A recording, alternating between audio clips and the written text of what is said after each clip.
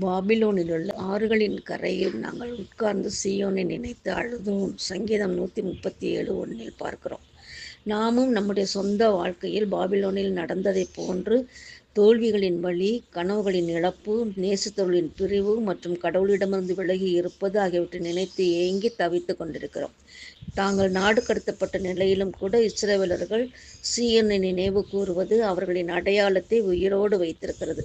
அவர்கள் 70 ஆண்டுகளுக்கும் மேலாக பாபிலோனிய கலாச்சாரத்தில் வாழ்ந்தாலும் அந்த கலாச்சாரத்தோடு தங்களை இணைத்து கொள்ளாமல் முழுமையாக தங்கள் தனித்துவத்தை பராமரித்து வந்தார்கள். இஸ்ரவேலர்கள் தங்கள் இக்கட்டான சூழலிலும் சீயோனை நினைவு கூர்ந்தார்கள். நாமும் நம்முடைய துன்பகரமான சமயங்களில் காலங்களில் பரம சீயோனை நினைவு கூறுவோம். கிறிஸ்துவின் மேல் நாம் நங்கூரமாய் வைத்திருக்கும் விசுவாசம் நமக்கு ஆறுதல் அளிக்கும். இப்படிப்பட்ட சூழ்நிலைகளாக இருந்தாலும் கடவுள் நம்மை விடுவிப்பார் என்ற நிச்சயத்தில் நாம் எப்பொழுதும் நம்மளுடைய வாழ்வை தொடர்ந்து வாழ்ந்து கொண்டே இருப்போம்.